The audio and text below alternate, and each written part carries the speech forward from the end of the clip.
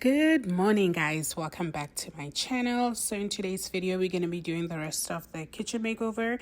In my last video I did half of the kitchen, so I will link that video up in the cards, and today we're doing the rest. So I'm going to start off by making coffee because I'm so tired. So I'm going to be giving you guys 5 tips and tricks, I guess, on how you can revamp your kitchen on a budget without spending too much money.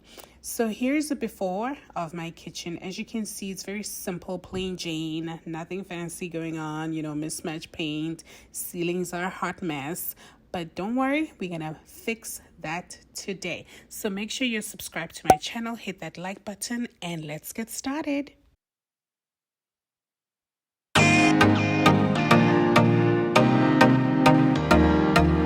Step number 1 would be to paint. Paint can drastically change your space and make it look either bigger or smaller than it actually is, and that is why I decided to paint my space white.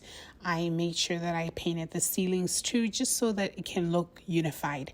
I chose white because it does make my space look bigger than it actually is. So that's why I went with the color, and it just brightens up the room because I don't get a lot of lighting in here and my lighting is not the best.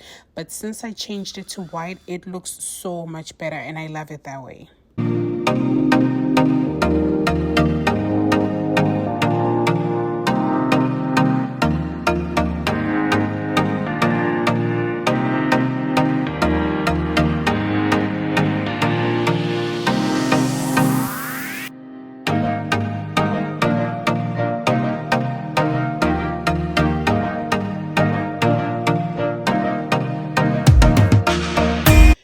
So this is the first coat. I am already done. I'm going to do the second coat off camera, and I'm not painting the bottom part because I'm going to be doing something different on there. I'm just going to leave it as is. But yeah, let me get started and finish up with the second coat. Step number 2 would be to clean. Making sure that your space is clean. And I'm not just talking about surface cleaning, but going in and doing like a deep cleaning, which what I'm doing here is actually going in and wiping down my cupboards because, you get all those greasy spills and just like handprints. So yeah, I needed to make sure that I wipe them from top to bottom. And it made them look so much nicer because they were clean versus how they looked before, looking a little dusty.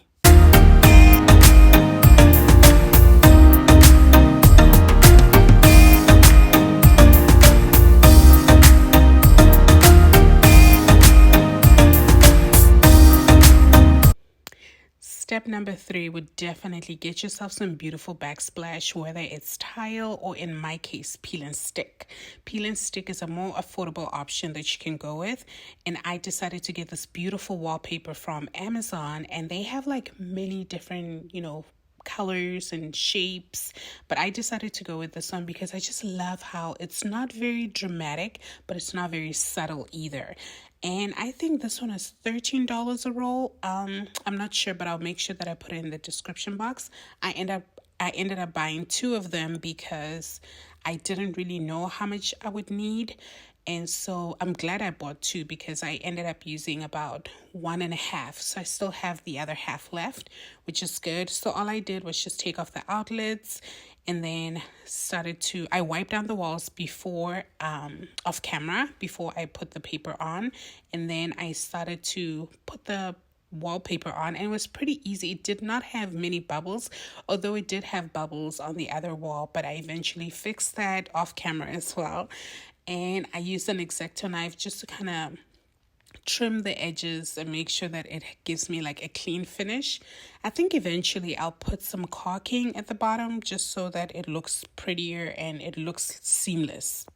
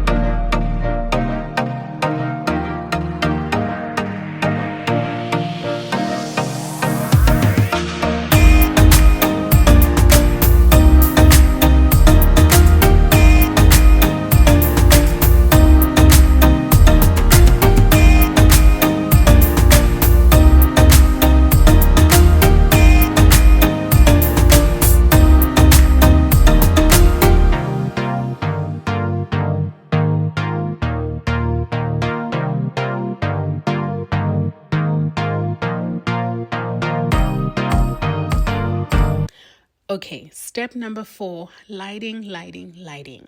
Okay, it's not very feasible for me right now to be putting any lighting in because obviously we're in the midst of a pandemic and I'm not having anyone coming into my house. So I decided to use these LED puck lights that I got from Target. They come 2 in a pack. I bought 4. And so what I ended up doing is just putting 1 under each cupboard. That way it gives me more lighting than I actually have in my kitchen because my kitchen's very small, but the lighting is not the greatest. But with these puck lights, it actually gives me more lighting and it makes the space feel so much brighter.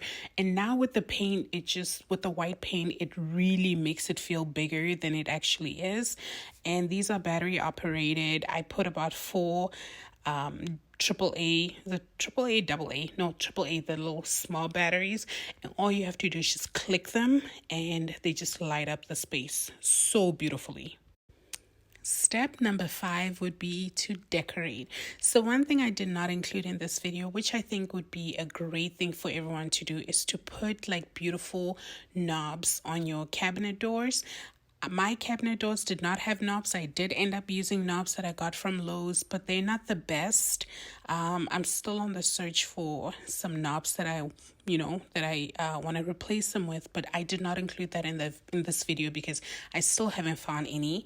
But with my decorating, I decided to just decorate my countertop with pieces or things that I use on a daily basis, but not overwhelm my space and have too much going on that I do not need.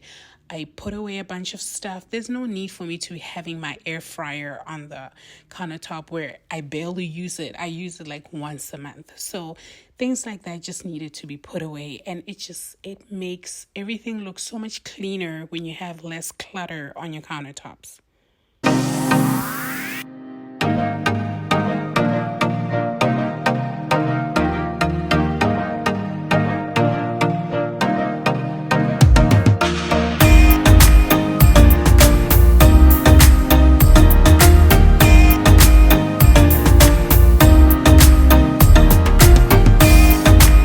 So much more that I want to do to this kitchen, but because I'm not sure how long I'm going to be in this house for, I did not want to go ahead and spend the money. I would love new faucets, new sink, tile backsplash, but that's not in the plan right now. So these temporary fixes will have to do.